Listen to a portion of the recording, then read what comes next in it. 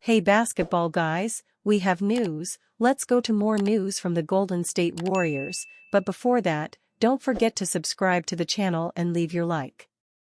The Warriors intended to improve the team with the signing of Dennis Schroeder, who was having good performances this season. But unfortunately, he didn't fit in well with the current squad. I mean, it's worth pointing out that Schroeder has been shooting the ball very poorly, much worse than his career averages. It is not uncommon for a player to experience difficulties when arriving at a new destination. And now he just can't throw.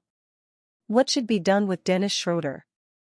There are two options: have Steve Kerr try to review his positioning on the court so that he can play more efficiently, or actually negotiate him, or even dismiss him to make room for another player. Dennis Schroeder has not been well used by the Warriors, and there are rumors that the Wizards are interested in the player. Warriors will trade Dennis Schroeder due to his low performance. Stephen Curry's scoreless second half, the first of his 16-year NBA career, is valid topic for what befell the Warriors on Saturday evening.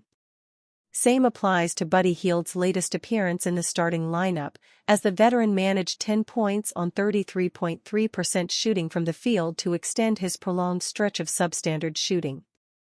These are, based on their long histories, temporary failures. It's reckless to assume Hield forgot how to shoot, and it's safe to assume Curry's troubles will be fixed, perhaps as soon Tuesday night against the Utah Jazz. What shows no indication of being fixed is the marriage between the Warriors and veteran point guard Dennis Schroeder.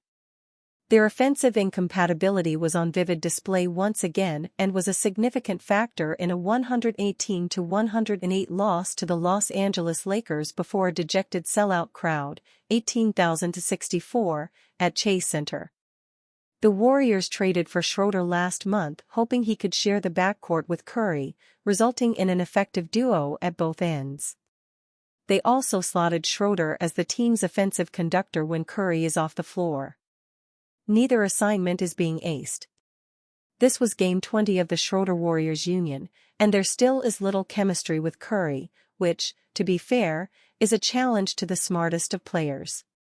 Their -9.0 plus-minus, over 243 minutes together, is worse than every Curry partner except Lindy Waters' 3, -16.6 in 72 minutes.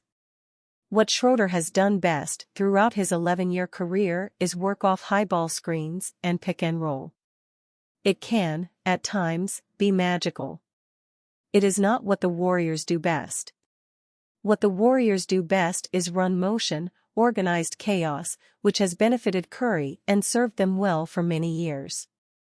Not so this season, which has resulted in an uptick in shot clock violations. There were 6 in one game last month, and an offense too often clogging chances for a decent shot. Schroeder is trying to make it work, but his discomfort in making the adjustment is evident.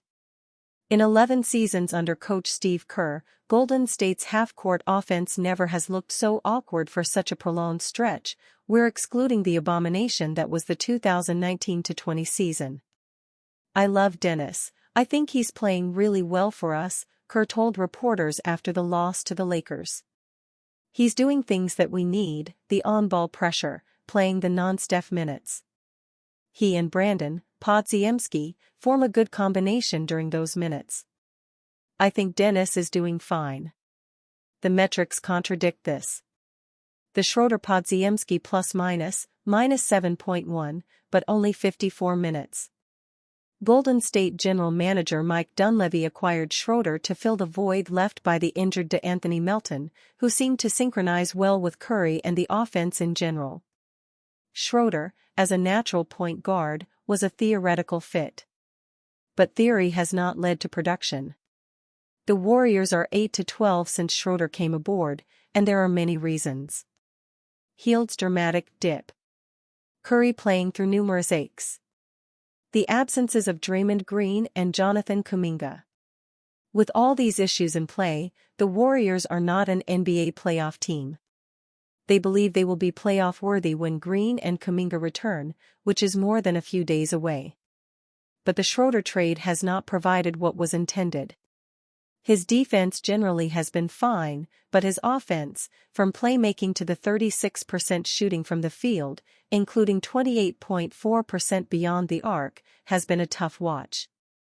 "It's never easy coming to a team mid-season," Kerr said, accurately. "But I think he's finding his way. We're settling into this new rotation where he's coming off the bench, but he's going to play important minutes for us." One of Kerr's beliefs is that it takes about 20 games to offer a fair evaluation of a team or a player. He's seen Schroeder for 20 games and surely knows it's not working on offense. That an adjustment might be necessary to maximize the potential of their partnership. Question is, who makes that adjustment? Warriors could be set to benefit even more from huge Quinton Post development. This could open up so many things for Golden State. Quinton Post provided one of the most exciting performances of the Golden State Warriors season on Thursday, drilling 5 threes on his way to a career-high 20 points to lead his team to a blowout win over the Chicago Bulls. It's not just exciting that the Warriors are unearthing a young player who's trying to make his way in the league, but that it's in a position the franchise desperately needs and lacks completely elsewhere on the roster. Quinton Post could have a major impact on 2 currently injured Warriors. Steve Kerr has already revealed the impact Post is having on Stephen Curry, labeling the 2X MVP the happiest guy in the building on Thursday as the 7-footer's shooting ability completely opened things up for the Warrior offense. But while Post is already having an impact on Curry and his other current Warrior teammates, it's an injured pair who may benefit most from his presence upon their return from the sidelines. The rookie center is so important because Golden State completely lacks shooting from the 4-5 position, something that Jonathan Kuminga and Draymond Green have contributed to as capable three-point shooters, but who aren't respected by opposing defenses from beyond the arc. Having Post in the rotation could unlock a number of lineups for the Warriors where they don't have to play multiple non-shooters, an element that's been such a big factor in their offensive struggles to this point of the season. Steve Kerr may go away from having 2 non-spacing threats in Green and Tracy Jackson-Davis or Kevin Looney.